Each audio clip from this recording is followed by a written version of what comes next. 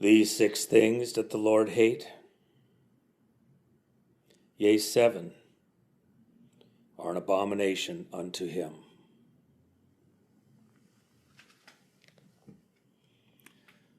A proud look, and a lying tongue, and hands that shed innocent blood, and heart that deviseth wicked imaginations, feet that are swift in running to mischief, a false witness that speaketh lies, and he that soweth discord amongst his brethren.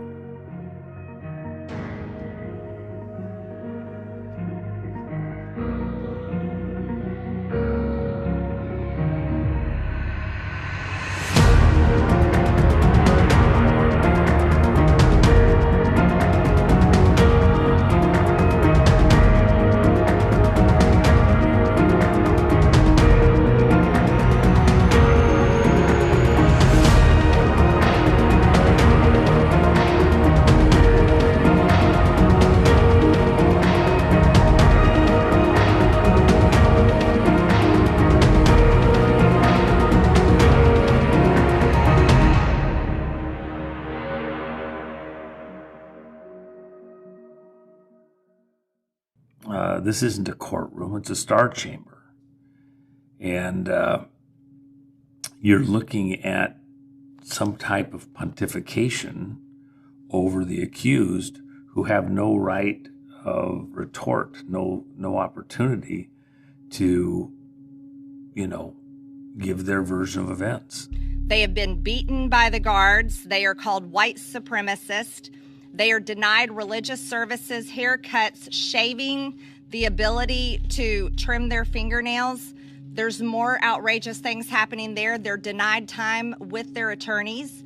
They are denied the ability to even see their families and have their families visit there.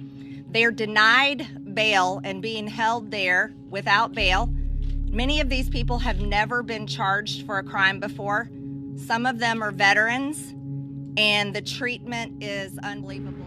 There's a certain pride and arrogance, haughtiness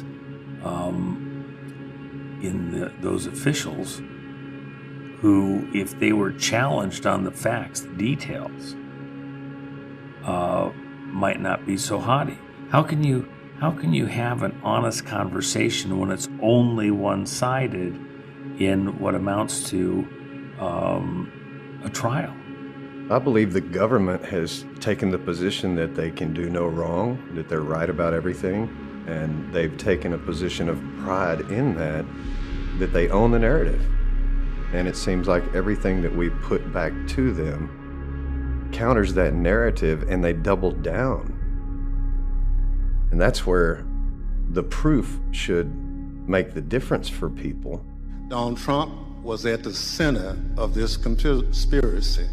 And ultimately, Donald Trump, the President of the United States, spurred a mob of domestic enemies of the Constitution to march down the Capitol and subvert American democracy. Over multiple months, Donald Trump oversaw and coordinated a sophisticated 7-part plan to overturn the presidential election and prevent the transfer of presidential power. January 6th was the culmination of an attempted coup.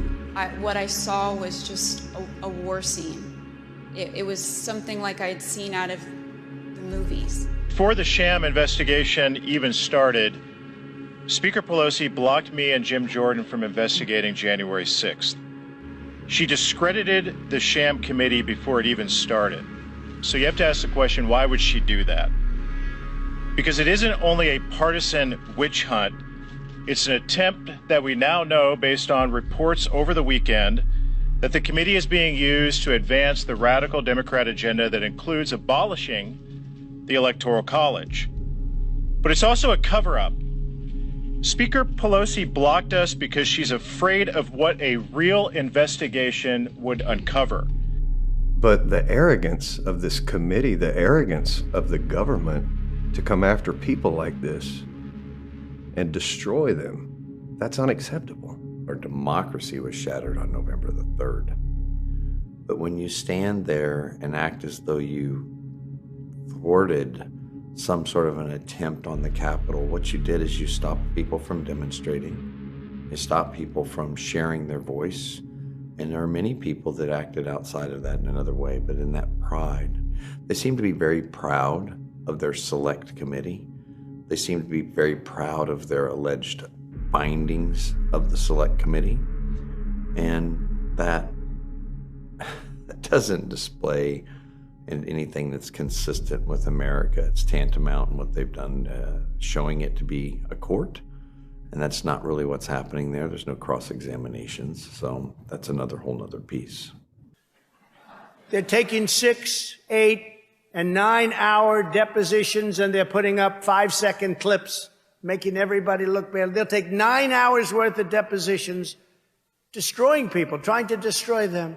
And out of the 9 hours, they'll put up a 5-second clip where they got a little tired. They ripped completely out of context these statements in many cases to create an impression that's the exact opposite of the truth, so that what you're seeing is a complete and total lie. It's a complete and total fraud. It's a show trial. No meaningful opportunity to respond, to question the testimony of people that are present, to challenge it.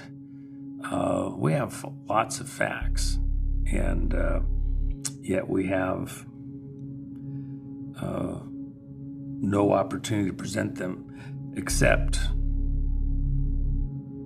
in the court of public opinion. Well, I think when you just look at the committee's comments about the whole situation, everything they do is to try to take the upper position. They want to show that they own the entire January 6th narrative, but this unselect committee doesn't use the facts that we have. They use the make-believe story that they have. And I think the more that they push that, the more people are seeing through that.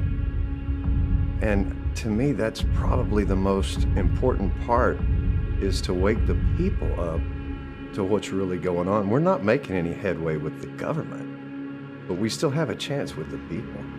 People that showed up on January 6th came there out of a sense of responsibility.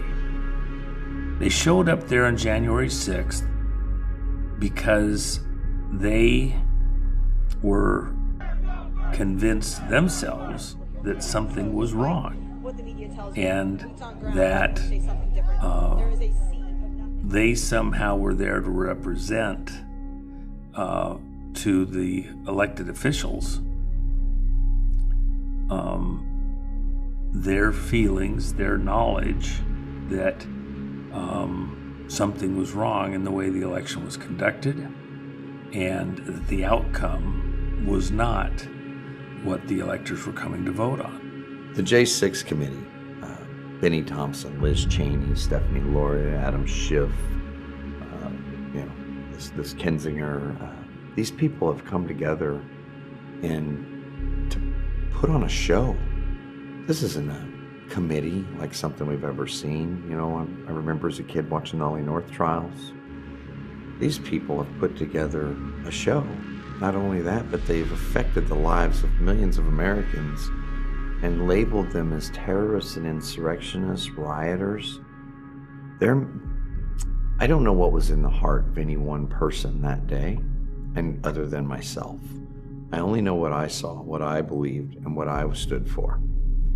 What I'm certain of is that when you label 2 million people, or tens of thousands, or whatever it may have been, and even as they allege, one thing I'm certain of is that you can't place a label that's going to fit that many people, because they're not all there for the same purpose. So I'd say Adam Schiff probably has one of the most arrogant problems of anyone. We've seen him, take people into the Capitol after the fact to make videos. We've seen the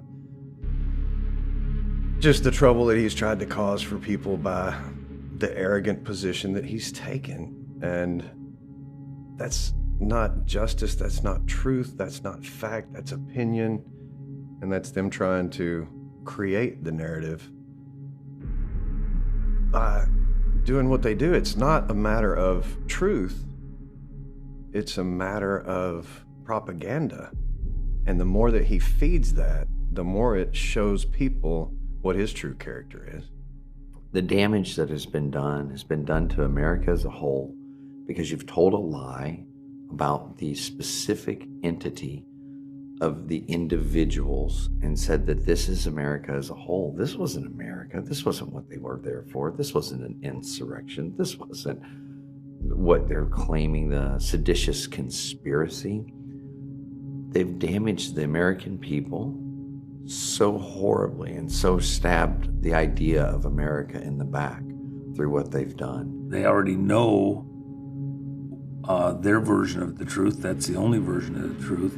And so, again, to sit on a committee, any of those members of that select committee, I have a problem, because the very premise of the committee's authority to hold these hearings, that committee does not meet the guidelines either for a committee or a constitutional court. I think the select committee knows what the truth is, and I think they know that what they're pushing is not the truth.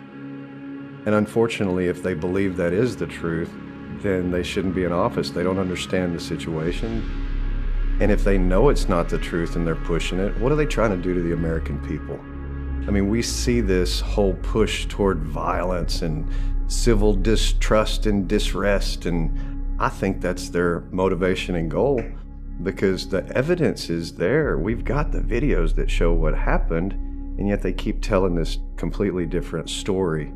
And it's like a made-for-TV movie, and I'm pretty sure they know the truth, and it makes you really question their motives as to why they would try to do this to people that are innocent. How do you correct that? How do you tell America that, oh, we made a mistake? Okay, own it. Tell them. But I don't think they can. They can't. They're going to double down. They're not going to do it.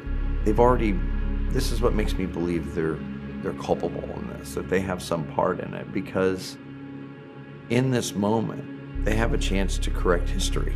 This is actual history. But if you're not going to correct it, then you're not interested in history. You're not interested in the truth. You're not interested in a factual account. You're interested in a narrative.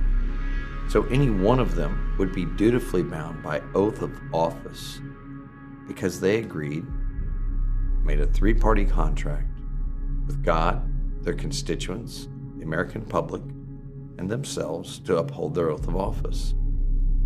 And from what I see to know to be the truth, they're in violation of that contract with all 3 parties.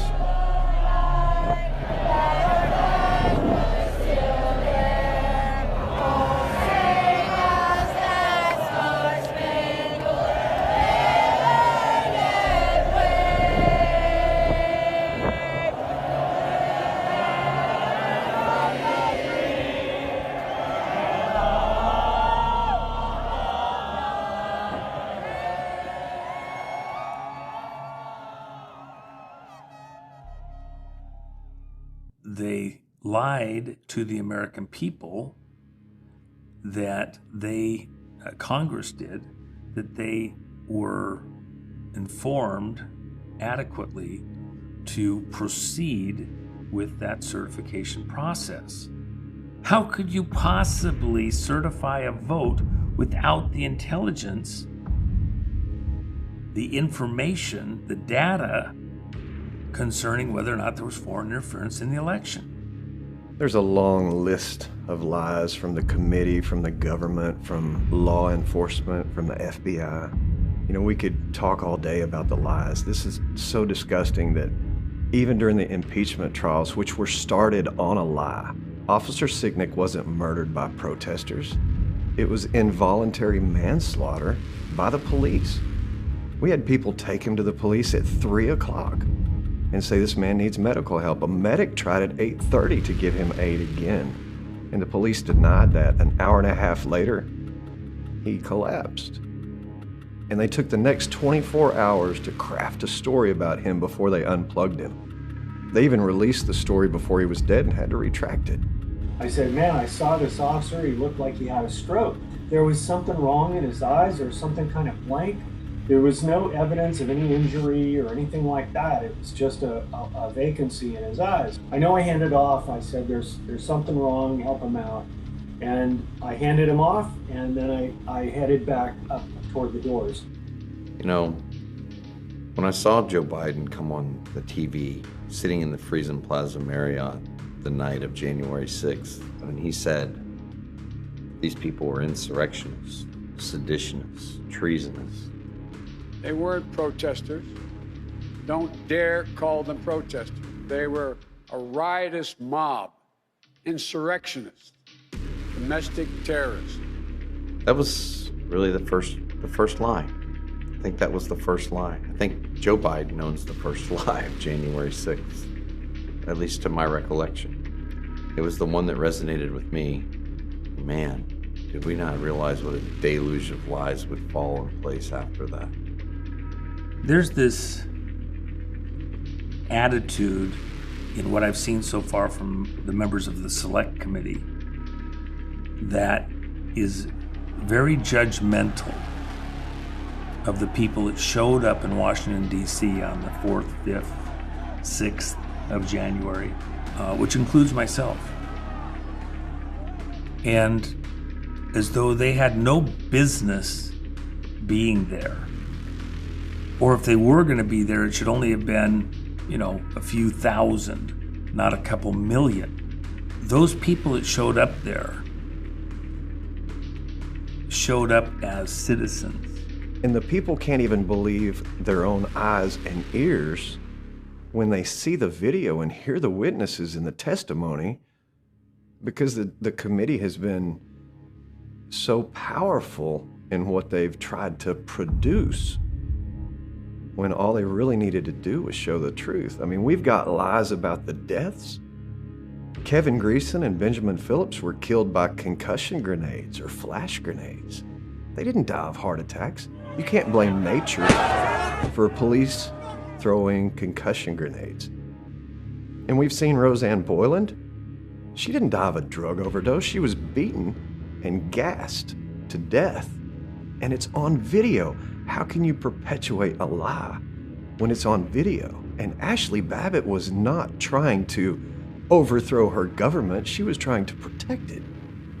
The video shows her punch the guy in the face that broke the window out before she tried to take the situation over and protect that door. It's obvious. She was begging for the police to call for reinforcements. She said, "Why aren't you doing something?" Then the police got out of the way. I witnessed from the video that I saw afterward as a woman beating another woman with everything she had.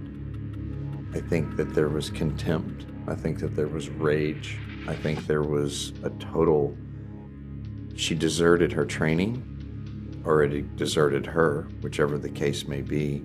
But all the same, a woman was what I would define as savagely beaten on the steps of her own United States Capitol.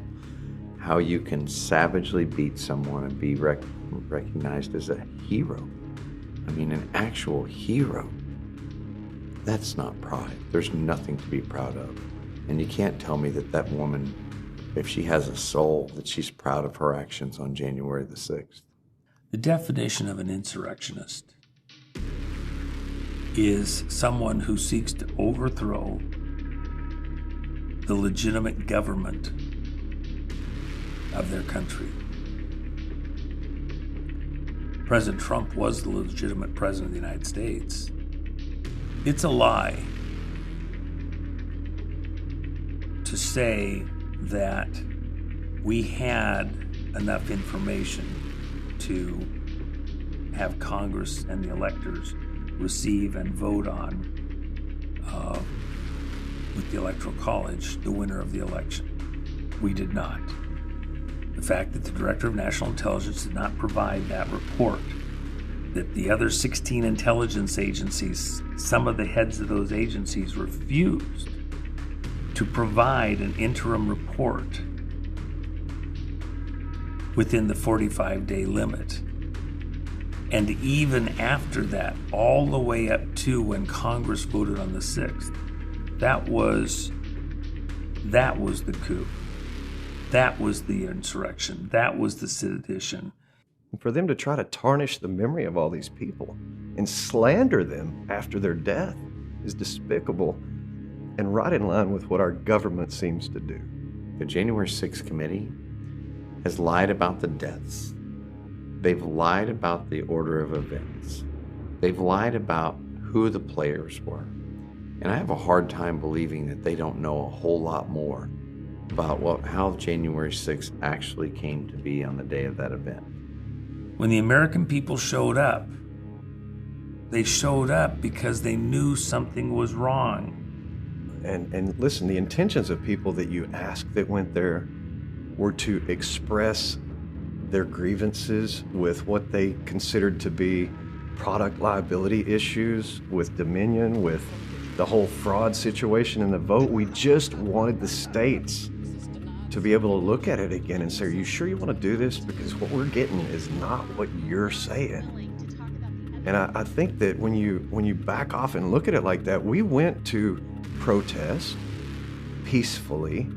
Most people didn't know they were going to the Capitol that morning until President Trump said, hey, let's go down there peacefully and patriotically. Everyone here will soon be marching over to the Capitol building to peacefully and patriotically make your voices heard. And that's what they tried to do. You know, a couple of professional agitators can do a lot. The Washington Monument Hill. President is done speaking.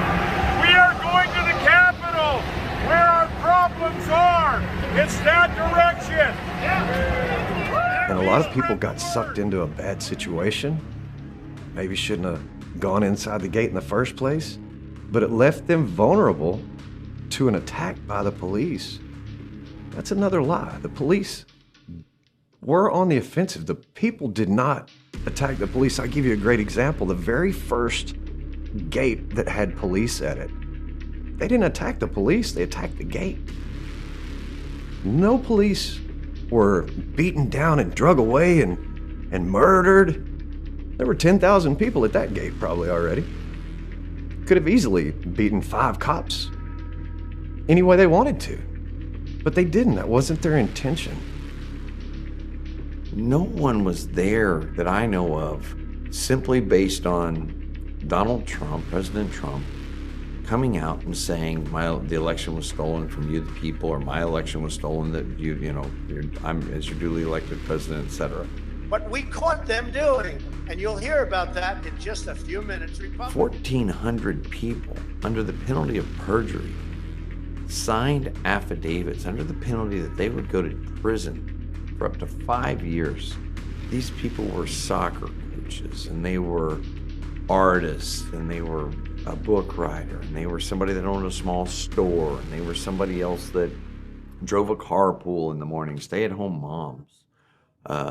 These were all just your average American. Like if you kind of went down and knocked on the door of each house on your block, we didn't have spies from countries we'd never heard of, or something you had to spin the globe to pull up. What we had were our neighbors, our friends, our family members, those were the type of people there providing testimony that what they witnessed was something nefarious.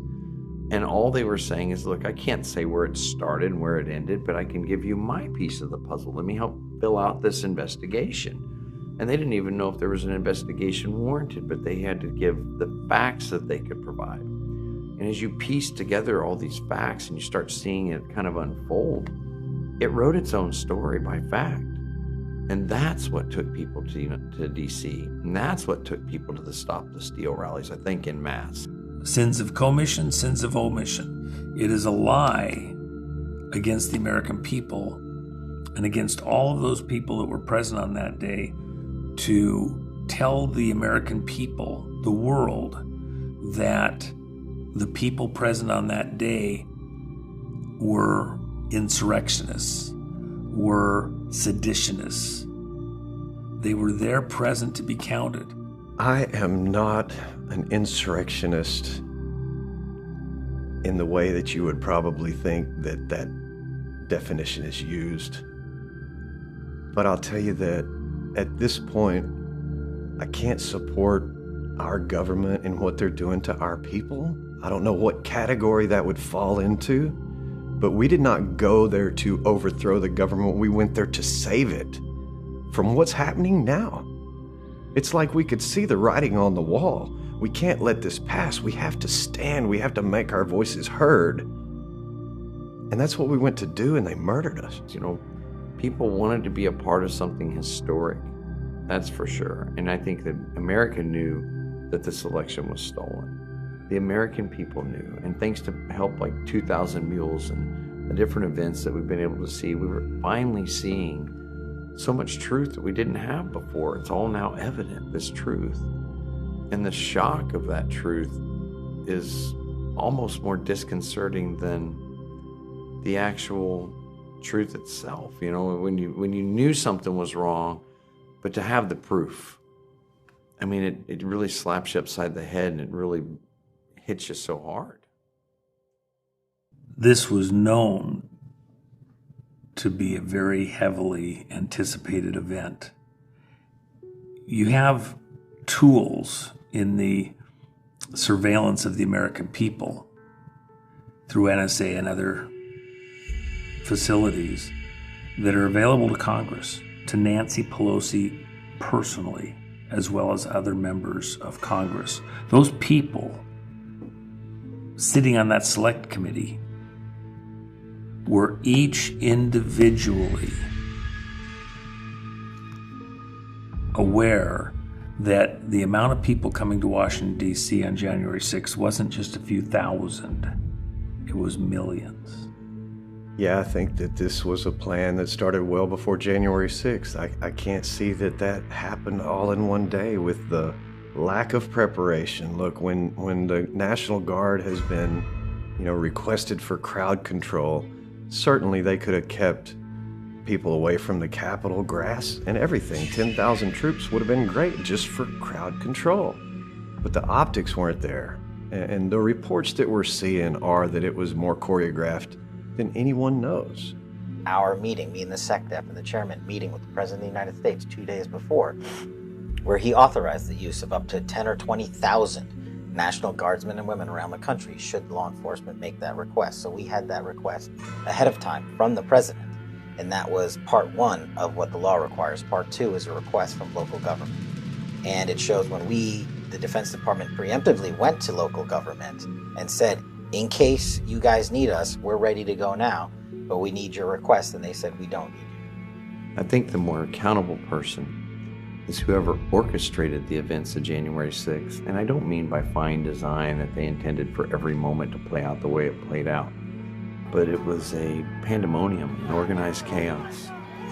And for some people to not see that, I didn't arrive till around 2 o'clock or after 2 o'clock in the afternoon. I was, doing what insurrectionists do, gathering more granola bars and beef jerkies and bottles of water to hand out and getting my rain gear so that if it rained, I didn't have to walk all the way back to the hotel and walk back up there to stand there and witness what I thought it was going to be a historic event of a vote count that might change the outcome of an election because of what had happened.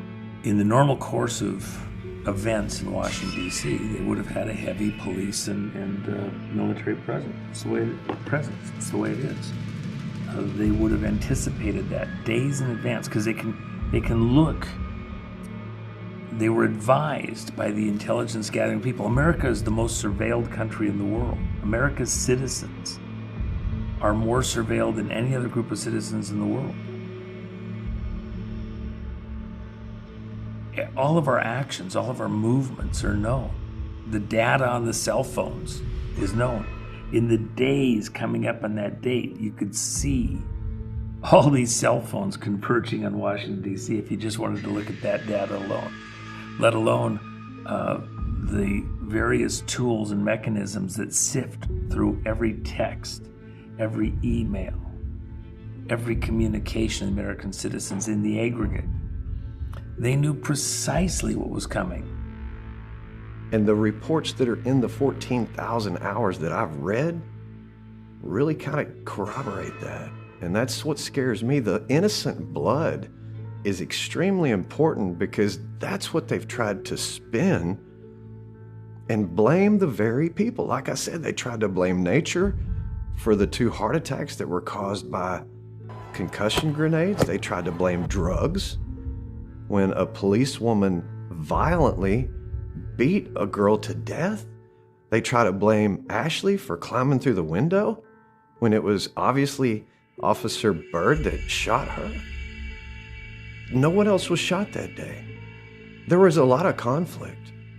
A lot of things could have happened bad, and I'm proud of the good police that acted well.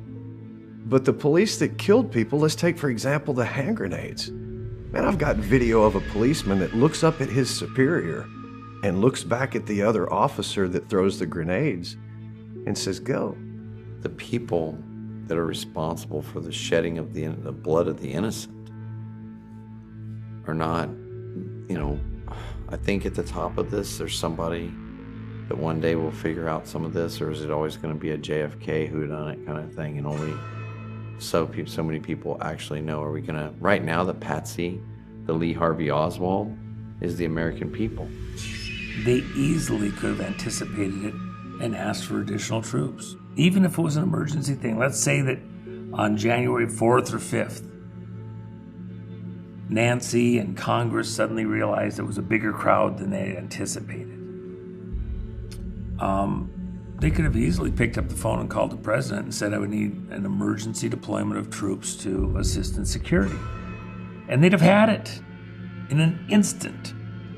They wanted the spectacle. But January 6th, we could pin this on Lila Morris. We could pin it on Lieutenant Byrd. We could pin it on a lot of people. A lot of officers, whoever threw those concussion grenades at Kevin Greason, Benjamin Phillips, stopped their heart, ended lives. But who directed this? What led up to it? How did it end up this way?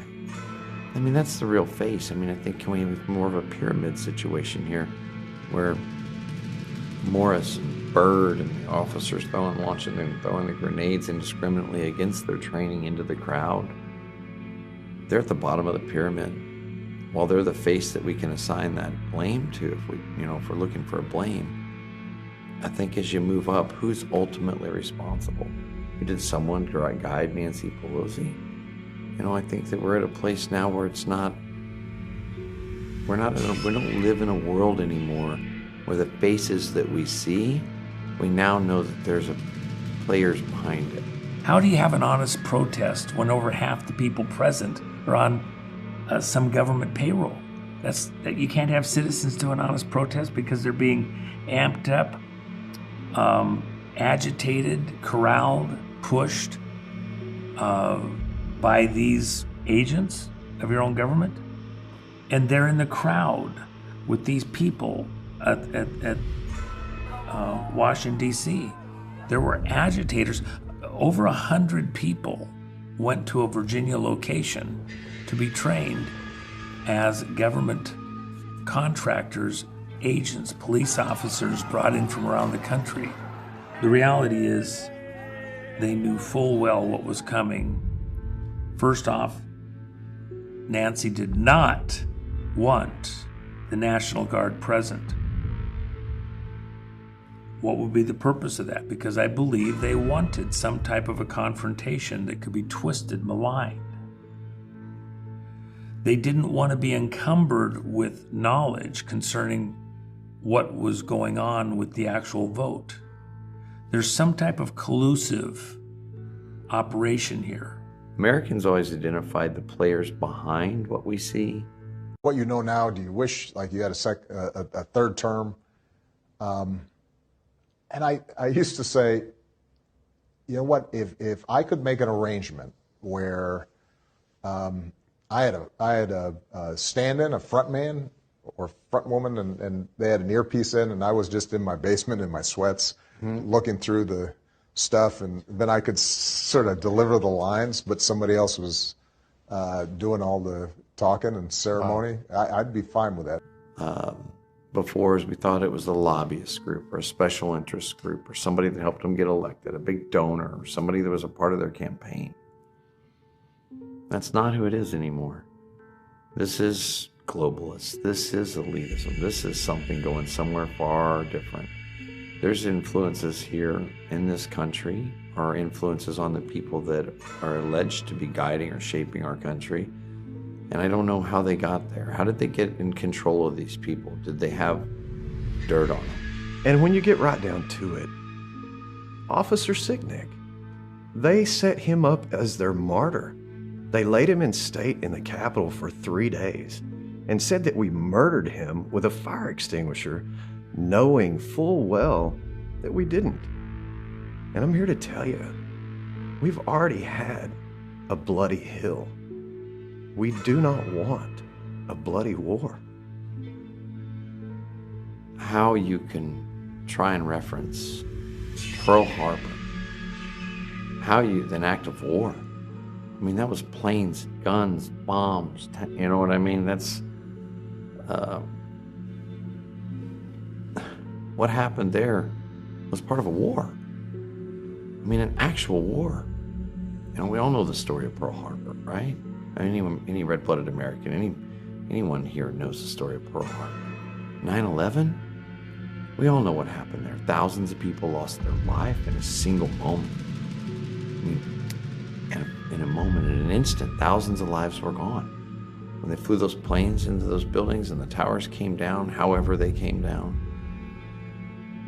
well, thousands of lives gone in a moment. And yet, prosecutors have said this, political, I don't even know how to write, it's hard to call them people, but people have said these things. They keep telling us that January 6th was like 9/11 and Pearl Harbor. It wasn't like 9/11. Sure as hell wasn't like Pearl Harbor. What happened on January 6th is more closely represented by the events at Tiananmen Square. But let me tell you, the weight of the punishment does not fit the crime at all. You want to put people in jail for the rest of their life, basically, for trespassing? We've had multiple deaths since January 6th that people are not aware of because the media doesn't want you to know that they're driving people to suicide. We've had 4 January 6ers that are recorded as being suicides. There's more that are not on the record that I am familiar with, that I am aware of. But in their death certificate, it doesn't mention that. And what you have to look at is the 17, 18, 19 deaths that are over and above the 4 from January 6th and the 1 the day after. We've got 5 there. You've got 14 more that we know of because the government will not take its knee off of our neck. There is an opportunity to learn lessons from the events of January 6th. Investigation should be considered as to the funding and travel and what appears to be professional agitators. I think throughout history, at the events in our country, one of the events that always now resonates so well with me is that we haven't treated demonstrators like the people of January 6th. We haven't done this to people since the civil rights abuses of the 1950s. Think about what happened 70 years ago in our country and how we treated demonstrators. People like the great Dr. Martin Luther King. There was wonderful people out there, and they were fighting for something, and it needed to be fought for, and they were righteous in what they did. And look how our government treated those people. Look what we did. It was wrong. Congress and Nancy Pelosi are charged with supervising, administering the transfer of power in the most powerful nation on planet Earth. Today's ceremony, however, has very special meaning because today We are not merely transferring power from one administration to another or from one party to another, but we are transferring power from Washington, D.C., and giving it back to you, the people. The Rodney King savage beating that occurred turned a city upside down and a country embattled and torn apart, and there was nobody that supported the beating of Rodney King. And look what happened. Look how that enraged the people. The people were engulfed in a rage for what they witnessed. The same type of event happened before the very eyes of the American people on January 6th. They did this exact style of beating. I didn't see it for myself. Thank God I didn't see that. Probably I would have had a very different aspect or outlook on January 6th. And I will tell you that there's laws in our country that say that if you don't attempt to stop these things, sometimes you can be actually guilty of a crime for not attempting to stop something like that. And what those officers did when that man, I think he charged through the line, if I remember correctly. I don't know if he was charged through. I'm not certain of how he got through that line. But on that Lower West Terrace there, when they beat that man savagely, beat him, the American people were there looking on. Men were in that crowd and they saw what was going on and they wanted to stop it. So then that's where, how many assaults were born out of that very moment? That men were trying to stop that. They wanted to get to that man and put a stop to what was happening. And righteously and rightfully so. Anyone that wouldn't want to stop what was happening there,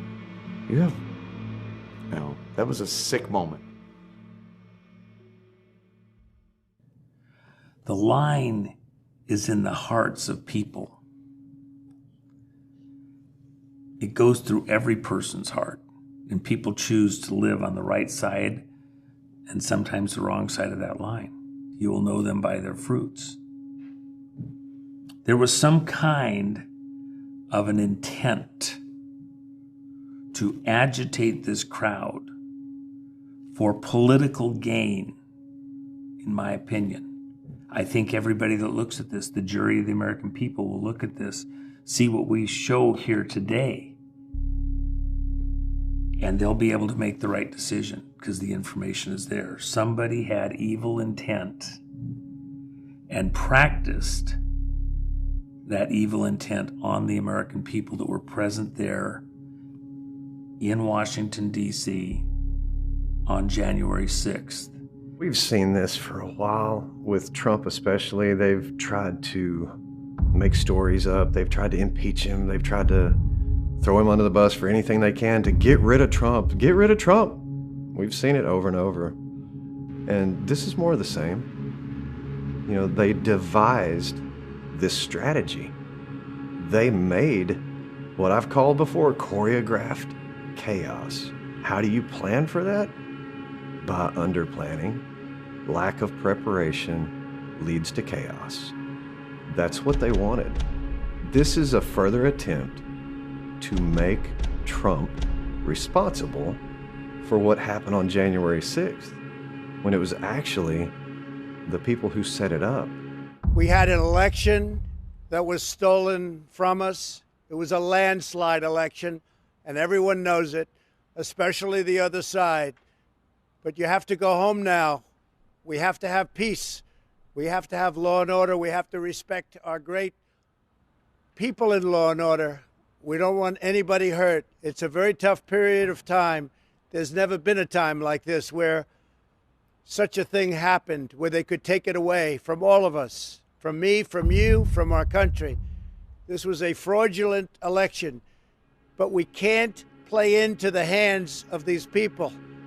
And for those of you that are part of this, that are culpable in this, that are taking that road, when you're talking about that kind of evil, you'll be exposed for your role. We will get the answer. And a lot of them we have already. But if we play our hand now, we don't get to see the rest of your cards. We've gotten to take a pretty good look at your hand already. The result is blood on the hands of those wicked people who conspired with the intent to cause some type of melee, some type of spectacle, some type of national drama that they could then capitalize on, bend, twist, malign, use as an excuse to steal control of the country to themselves, to cover up all of their actions to get to that point. Had there been some kind of a melee, some drama, tens or hundreds of deaths and injuries, the mischief that got them there would have been covered. But by an act of God, by the goodness in the hearts of the vast majority of the people present, the hoped for drama, terror, destruction didn't materialize the way that they thought it would. Lies are not new to this government. We've seen foreign wars. We've seen weapons of mass destruction. We've seen all these bait and switch tactics by our three-letter agencies. And you can't tell me that January 6th is not related to Michigan and Whitmer or the Bundys or Waco or anything else in the past. This is where the reality is.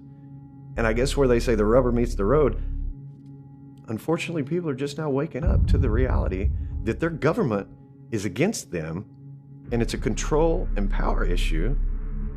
And we are the sheep, in their opinion. We are cattle, just like they led people around on January 6th, forced them to go different directions, whether it be to the Capitol or to different parts of the Capitol. That's the three-letter agencies, the provocateurs, the agents, the hired help that was there to help orchestrate and to get this mission accomplished. And I guarantee you, when the truth comes out about who was involved in the planning, if we can get the communications, I say if we can get more communications to really seal the deal on who was writing who was communicating to who said no to this, who said yes to that, who told the cameramen from HBO where to go, who paid for them to get there, who told them where to be, who hired them, who went to the trouble. Why was National Geographic there? We got National Geographic getting some footage here. Why were all these actors present? Where were the agents? Where were the provocateurs? Who paid them? You know, once again, unfortunately, we'll have to follow the money. It's just a matter of time, and we'll have that. How could we know if they got everything they wanted? Evil will always reside on this earth. And nefarious people, the people that have evil intent in their heart, the people that want death and destruction, the people that want to undermine and destroy America, the people that have an objective that the Constitution is a barrier to, those people will always exist. And we're always going to have to fight those people. We're going to have to fight that agenda. There's always going to be good men stand up. All it takes is the inaction of good men for evil to take hold. We are at a point now where the inaction of so many is allowing a lot of evil to take hold. The citizens themselves speaking to each other, whether it's on a megaphone, shoulder to shoulder, when they saw somebody else getting a little amped up, trying to juice it up, they told them, hey, we aren't here to destroy anything. Calm down. We're just here to have our presence known. They were invited in by the police officers. On one side of the building, on the other side of the building, they're getting pashed and pushed and agitated with shock grenades, concussion grenades, deadly devices, as proven by what happened. Because they killed people. They were trying to amp that crowd up to a certain type of fervor that would have resulted in a stampede. Here you had millions. Had they succeeded, had not the people had good in their hearts, with that line between good and evil way over to one side, on the good side, as patriots, as fellow citizens, it would have been horrendous. I would say their plans failed miserably. I don't think they got the result that they wanted. I think they wanted what they've tried to say since then, another 9/11 or a Pearl Harbor, because they didn't get the body count that I believe they were looking for. Listen, as people were there, they literally thought, I may be killed for walking in the Capitol. I may be killed for stepping in the grass. I may be killed for crossing this line. But you know what? Their country was important enough for them to cross that line. Their freedom is important enough for them to take that chance. And their resolve was strong enough for them not to take the bait when they saw people killed around them. Now, I'm not saying everybody was calm, cool, and collected. Because if you witness somebody being murdered, how do you respond to that? Is it fight or flight? And the majority of the guys that we see in jail right now were defending bodies, defending Americans who were murdered. They killed somebody in front of my eyes. Really? Yes. She collapsed underneath it. In 4 minutes, she was underneath, not breathing. What happened, sir? A lady died in front of me. I picked up a black kid, carried him down the steps. She fainted and she was crushed by about 6 people. Out here? Rolling in the window. Did they bring her? Did she go inside? She was purple by the time they got her. Oh my God. And white. Jake Lang, great example. Philip Anderson, these people, Tommy Tatum, that were there by her, the Westburys. People that were trying to give her CPR, trying to get to her to render Roseanne Boylan aid as Lila Morris was beating her to death. Trying to save somebody. Whereas the police were looking for opportunities. And I'm not saying all of them. They were put in a position, and let me say this. I think the police were duped as much as we were. They weren't prepared for that. They were scared. We were scared. Everybody. We were put into a position. That doesn't happen by accident. But I will tell you that they reside in your politics. They reside in power. They are steeped in wealth and riches. They have an agenda. I can't disclose which parts of they we've identified in this right now, but we will. The American people will know. And stopping us will never stop it, because you've enacted so many people to find out, to get to the bottom of that. I just serve as a mouthpiece of many right now. But I'm telling you, the amount of people, the investigative work that's gone into this, the digging, the amount of hours. We're getting help from organizations. We're getting help from retired FBI, retired CIA, attorneys, government officials, elected representatives. We have a former governor, a former attorney general. There's people engaged and invested in looking into these matters, and they're going to keep going. And I look forward to the day when we can say, here, we got it all. Here it is. This is what we have. Right now, we just have pieces, but we have some pretty damn good pieces. They're not all pawns. So if I were to try to put a finger on who is they, who planned this, who devised it, you kind of have to look at the structure of the argument behind what happened directly after the event. The Sergeant of Arms in the Senate, the Sergeant of Arms in the House, the Chief of Police, all these people spontaneously retired or disappeared or quit or wouldn't speak or what? And then you have to look at Nancy Pelosi and her interaction with those people to say, who influenced them? Who asked them to do or not to do? It seems like it was so well planned from the top and so underplanned from the bottom that the very people in power didn't care any more about the police than they did the citizens that came to protest. Everyone was put in harm's way. That was the plan. They wanted to incite the crowd. Don't know if they wanted to murder people right then and there, but they did. They expected a crowd reaction. They didn't get what they wanted, or the death count would have been much higher. When governments operate in the way that this select committee is operating, they don't survive long. The people overturn them. history runs them down, it won't last long. And it won't be because the American people are a lawless people in the way they take control back of their government. It's because they're a lawful people, and in mass, they will not stand for it, and they will take those monsters, and they are monsters, back under control, who seek to do evil, who seek to overturn the will of the people for their own purposes, for their own gang. They're mobsters.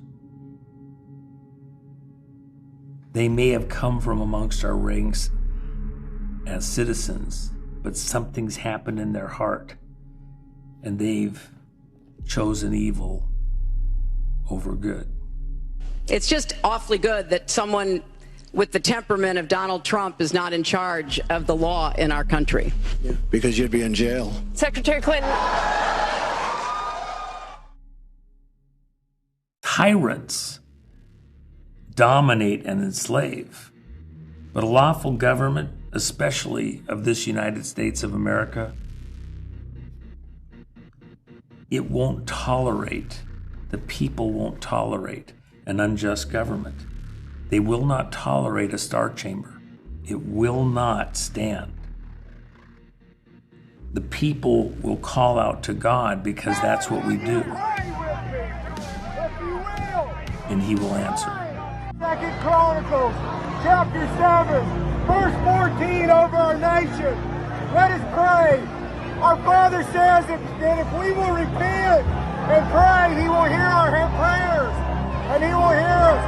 Please pray. Let us pray, Father God. Father God, we come before you, Father, and we pray, Lord God, for peace on our nation. We pray, God, for justice. We pray, Father, for mercy, Lord God. And we pray, Father God, for our nation to come back stronger than it ever has. We rejoice in you. We thank you and we love you. In Jesus' name, amen. So, Father God, in the name of Jesus, we pray blessing upon Vice President Pence. Bless you, O servant of God. Bless you, O servant of this nation. Father God. The LA riots, remember how fast people ran? If you're old enough to remember the footage, it was amazing. People running. And some of the video we have from January 6th, it's really not that different. We see the Antifa. We see people that look like agitators and provocateurs in a hurry to get to different places. And you know, to the BLM and Antifa people, they think, hey, we're just out having fun, riling things up, you know, just mischievous doesn't sound evil and dangerous. But it is. The people that ran swiftly to this injustice, if you would, do with this. I think there was people that were complicit. There were people that were yearning for that. I mean, we have reports, we have affidavits, we have statements, we have people saying that they heard police saying that they were hoping to get a chance to beat some of these Trump supporters. I don't know. If that's, I didn't see it firsthand, but from going back and watching the video footage, it looked like there were some people all too eager to make an attempt to do something that was outside of their training, for sure, from one side.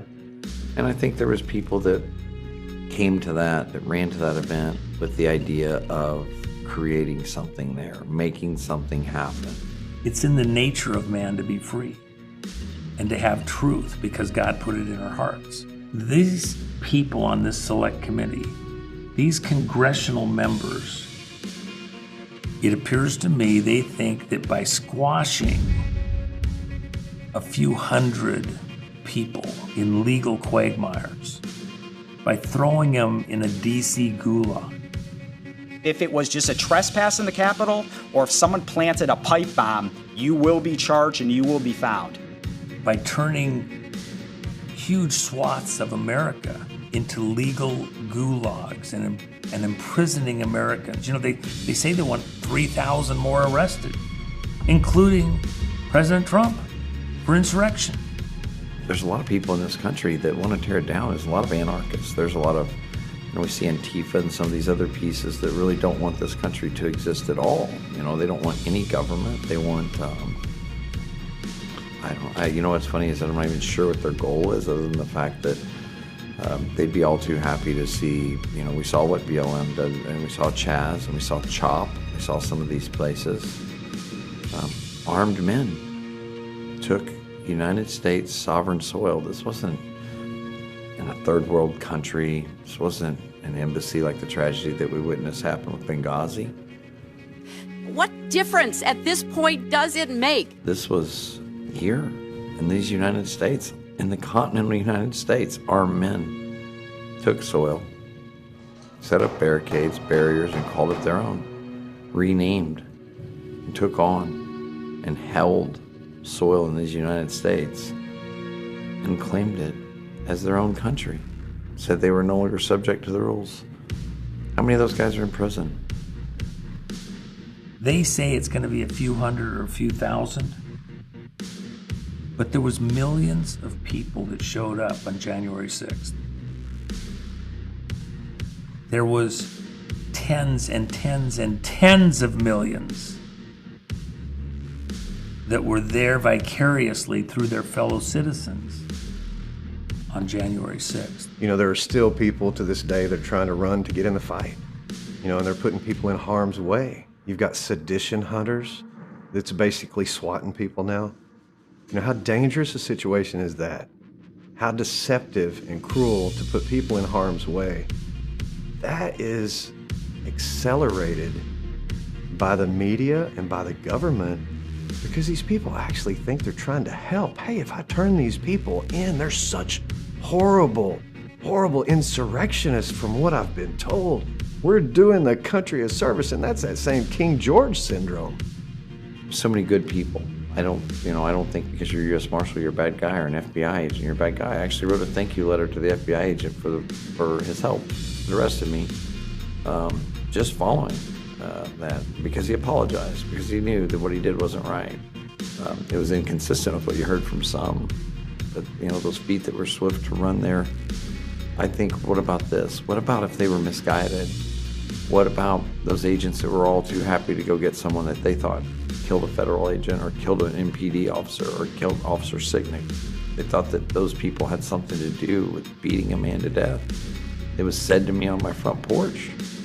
I'll never forget the man that said that to me. I asked him, I said, why are you doing this? I had just had my family ripped out of our home.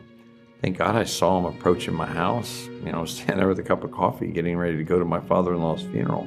Here they come doing what they're doing, and they're just following orders. They thought that they would twist the story and the American people would just take it, accept it, based on some sense of authority they have. And the reality is the American people have been hearing the lies long enough, have had their fill. There's a moment in Scripture when God himself, the cup is full. The cup is full of all of their lies. They're being seen for what they are, who they are.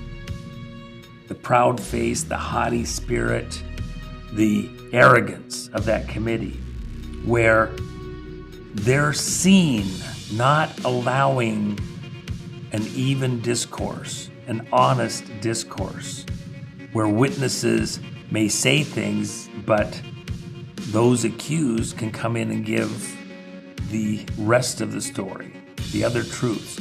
That's why this video is so important. You can look, you get to see for yourself what that crowd was like, what that day was like, what those deaths were like. They believe to do is to carry out justice because that's what they're told, they've been convinced of. That's sick. It's really wrong. You have these people like sedition hunters and some of these other people out here. They're running around providing tips on people.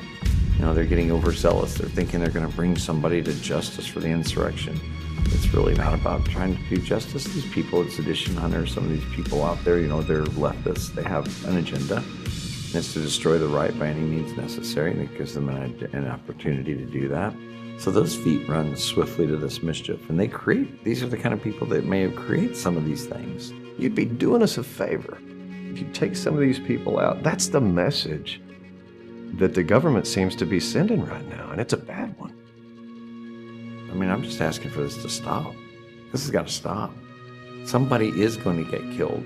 You're trying to extract your pound of flesh. You want to do it by any means necessary, and you're doing it. This isn't justice. This is a long way from justice. I think a case can be made that the reason why this Star Chamber, this select committee was formed and is doing what it's doing right now is because members of Congress are actually scared. The American people haven't gone off the rails like they anticipated. We've been prodded, we've been poked. Inflation, fuel, the food stuff that's coming, fertilizer not being available to farmers because the railroads won't run them. There's collusion amongst these players. Oh, wow, what a laundry list of liars, that bear false witness against our people. This is the Harry Dunn, the Officer Fanone, the medical examiner. When you've got a medical examiner saying, these were the way that these people died, just believe me. Turns out he's the same guy that weighed in on George Floyd's death and changed the whole outcome of that. So we're seeing this false witness thing perfected over and over in court. When people get on the stand against these innocent people that have video evidence to back it up. Give you an example. Martin went through his trial. They had him on every charge as anyone else. And he showed up at court with video that showed a totally different story than anyone in the government was trying to say about him. They want to put him in jail forever like everyone else for sedition or whatever, I don't know. But the judge said, yeah, you didn't do anything. You were let in. You didn't do anything violent. So this false witness is the thing that's really going to be the crucial point for so many people to understand whose side people are on, good and evil. There are deaths that have been lied about. There are people in situations who have been lied about. The Jake Langs, the hero people that were trying to save folks that day, that are still sitting in jail a year and a half later, never seen their family since, may die in there if this government has its way. I think they need that right now to validate what they're doing. To say, yeah, see, we told you that's a terrorist. See, we told you what we were talking about. This guy shot at us.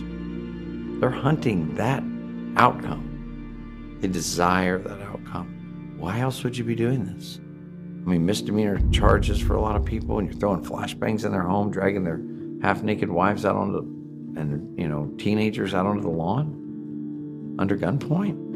That's not going to sit well with any man. They know that they're about to be exposed. They're being exposed. The American people are seeing past the magic act. They've seen behind the curtain. They're starting to understand. They see the small fishing lines and threads up the sleeve, the hidden mechanisms of the magic of what's gone on to corral us and to cajole us and to move us to this point in the American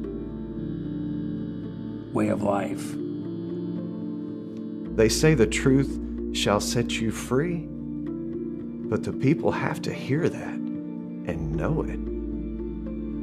This is the history books. I will always be there as this is what's happened, and it's a lie. They lied about the time by almost 2 hours to change and create this narrative, to develop their story for the history of our country. And I started thinking back to other events. What else have they done this with? Where are we, and how misguided are we as a people about our own history? If they would do this in this moment, stand behind it, stamp it with the seal of approval of being something provided by the United States Congress, those that carry the representative voice of the people of this United States. It's a very horrifying thought.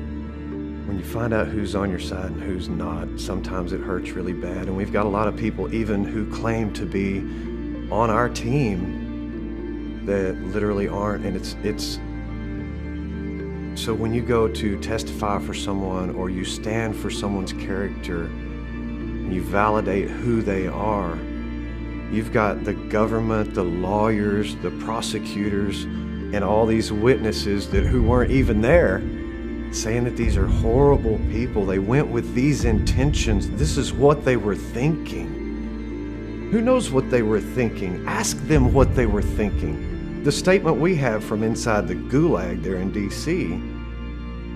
says what their intentions were. Nobody cares to hear that. It says why they went. It says how they reacted. It says what they saw. That's their declaration from prison. And yet, not even our mainstream media on our side wants to go with those stories. Listen, I've talked to reporters personally that have the information that I have, and they're not doing anything with it. They're not on the news saying, there were 4 people murdered by Metro and Capitol Police. You know what they want from me? Antifa footage. How disgusting. I have challenged, begged, even contacted all the members of this committee, called their offices, called the Senate and House Judiciary Committees. I've made every effort to get a subpoena there, or be asked to be able to come talk to them, tell them this is a lie, fix this. And I have met 0 response to any of those calls, emails, communications whatsoever. Not one single response when an American citizen is contacting the United States Congress and saying, you are presenting as evidence for the entirety of 330 some odd million people to believe something that's not true.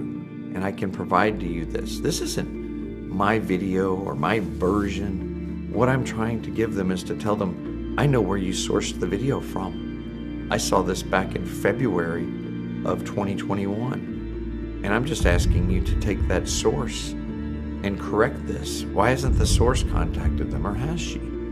That video came from an individual that shot footage that day at the Capitol, and I believe was working with CNN or one of these other organizations. I think she's an independent journalist and contracted journalist. And she should come forward. She should come forward and say this is incorrect. The order of events are incorrect because most of these video clips are hers. You know, the one thing we keep hearing from President Trump is equal time. We see that the left and some of the right owns the airwaves. They own the media. They own the time slots. And little people like me, I mean, I don't expect to ever have a following or be a celebrity or anything, but I have truth that needs to get out. When you actively censor that, when you actively step in the way of that, that's where you have a problem with your population, because when they find out the truth, how mad are they going to be? So Trump knows that equal time is so important for us to get our version of the story out. Look at the hearings that they're having. Look at the one they did on TV that is just like the biggest show they could put on. Where's the equal time for us? Where's the equal justice? Where's the equal money? They want $34 million more dollars, 130 more personnel, lawyers, etc., and 2,000 to 3,000 more arrests. Where's our $34 million for our defense? These people are stuck with public defenders. These people aren't rich. These people are normal, that don't have money. They've spent everything they have to stay alive to this point. There should be no party when it comes to the truth. The truth is the truth. There should be no Republican, no independent, no Democrat. The truth is pure. And what I'm telling you is the truth. And what they're telling you is partisan politics. And even if you want to put a partisan spin on it, like to fit it what you are or who you are, you still should be accountable to the truth. And there is very little truth, if at this point almost any, in what they're doing, in my opinion. The American people are seeing through all this. Those congressional members know that the magic isn't working. They see it in the numbers of the people watching their show trial. People aren't buying into it. It's only a matter of time now. Clock's ticking.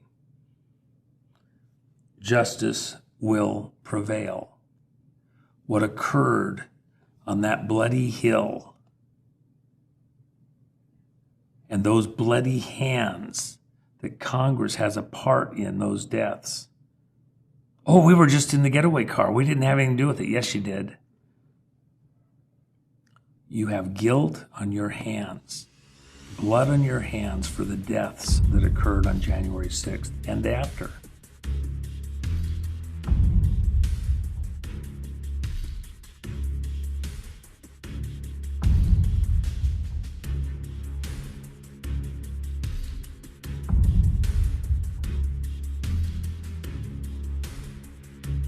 And all those people that you're persecuting right now, all those more that you hope to persecute,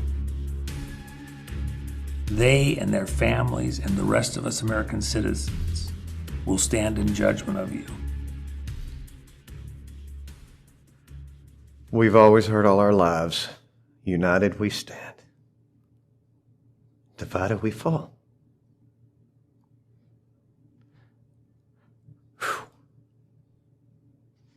They want us to fall.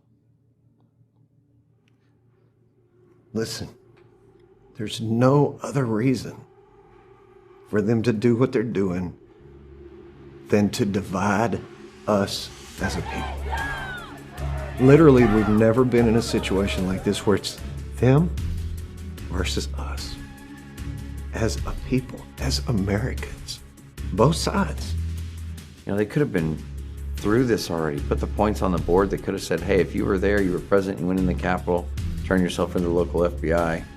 Now, to put out a public service notice, said turn yourself in, don't make us come to your house, don't make us come embarrass you. I bet you they'd have a whole lot more arrests, a whole lot more pleas, a whole lot more convictions under their belt than they have right now. Reasonable charges. But they've sown the discord through this. They've acted as this tyrants act. They've acted as an out-of-control government act.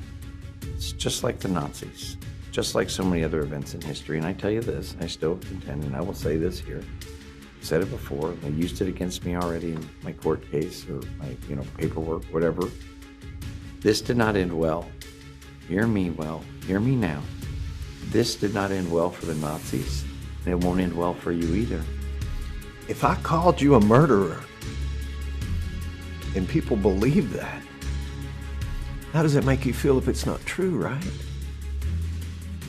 The flip side of that is, how does it make the other people feel that think you are? So we can never get past January 6th as a people. And this will be our civil war that has already happened on January 6th, because the truth of what happened is not what's being told. What's being told is to further divide our country. Think about this. The left thinks we went and did horrible things. The people that were there know that we didn't. But when you try to have that conversation with someone, how do you convey that? Listen, I didn't do all that. Well, the news said you did. The government said you did. We're looking at significant felony cases tied to sedition and conspiracy. This is not dissent. It's disorder. It's chaos. Borders on sedition. And it must end now. Focus on the most significant charges as a deterrent, because regardless of if it was just a trespass in the Capitol or if someone planted a pipe bomb, you will be charged and you will be found. That is the discord that divides and conquers us individually. Left or right doesn't matter at that point. It's the government over the people, not the people over the government. I'm not threatening you. What I'm telling you is the people have grown weary. And the people are now seeking the truth.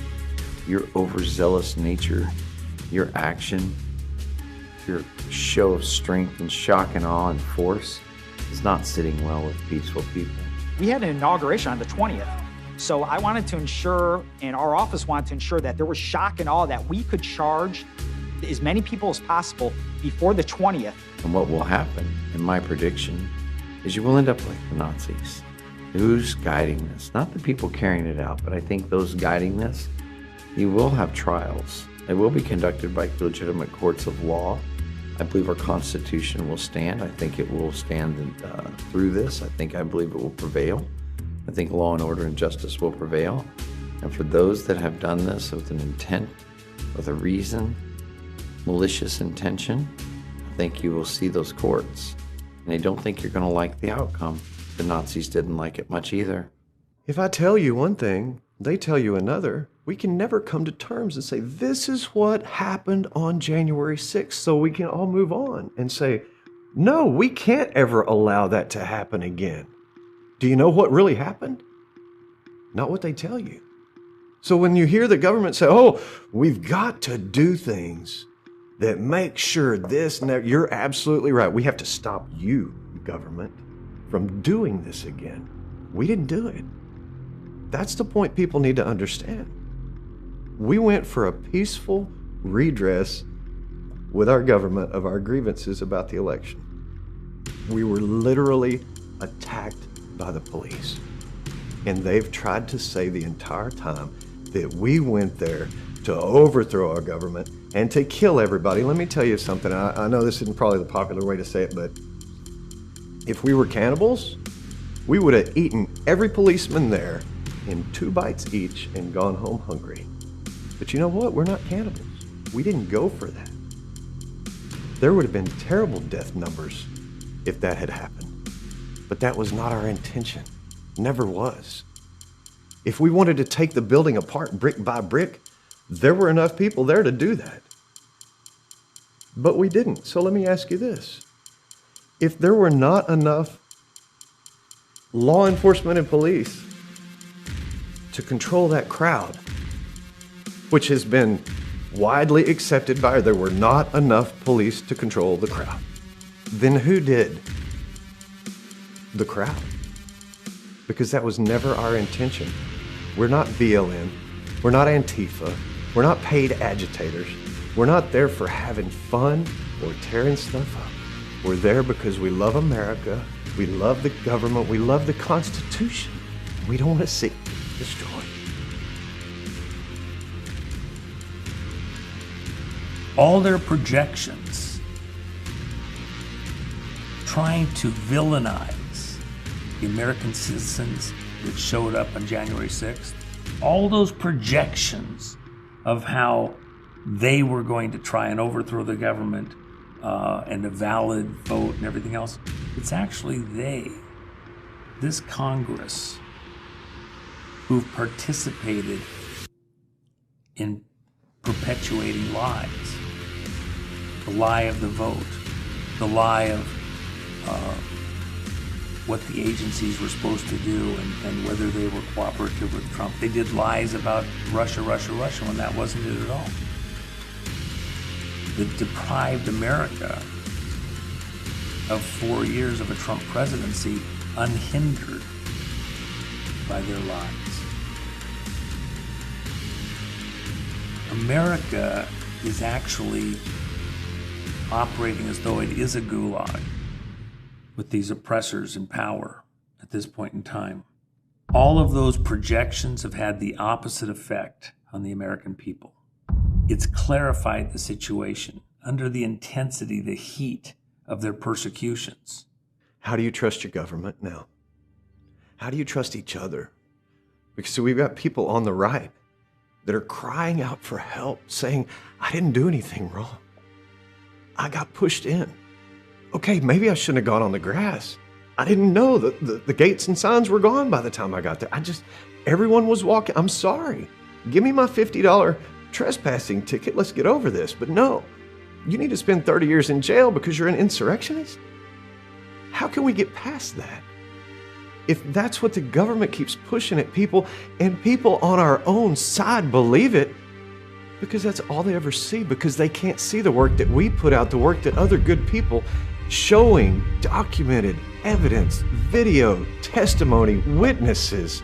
It's unbelievable to them because of this narrative, this fairy tale saga of insurrection that our government has fabricated, literally made up for their own gain.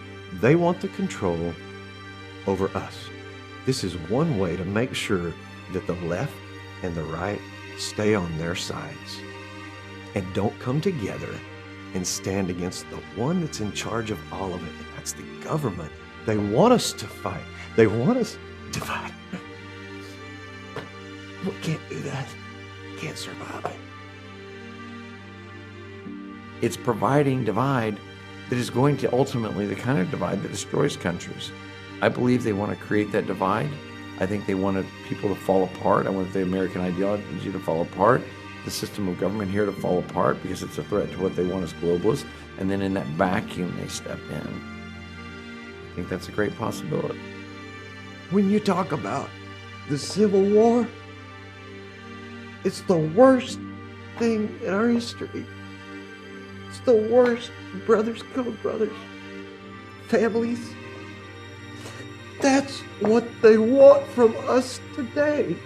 They want us to kill each other. That is what they want. Please wake up, people. This is as real as it's ever going to get in your lifetime. If we don't fix this, we're literally gone. Do you understand? There will be no America. Oh, but I live here. America can't go anywhere.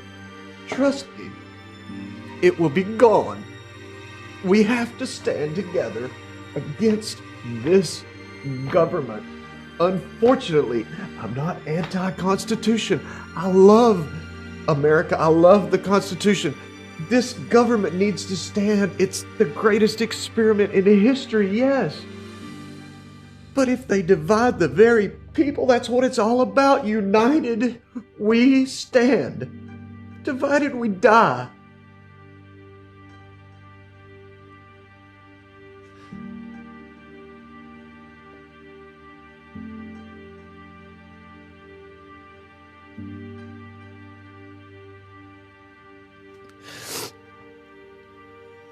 I just believe that people need to know the reality of how evil and corrupt people are that can do this to citizens. I don't hate people because they disagree with me. I can't see killing someone because they don't see things my way. What is wrong with people that can think like that? I don't want a civil war. People that want a civil war are not my friends. That is not helpful for anything. You want to kill somebody just because they don't like what you like? Have we been programmed to such a degree that we want to kill each other? Yes, we have. We have to stop that. That's up to us.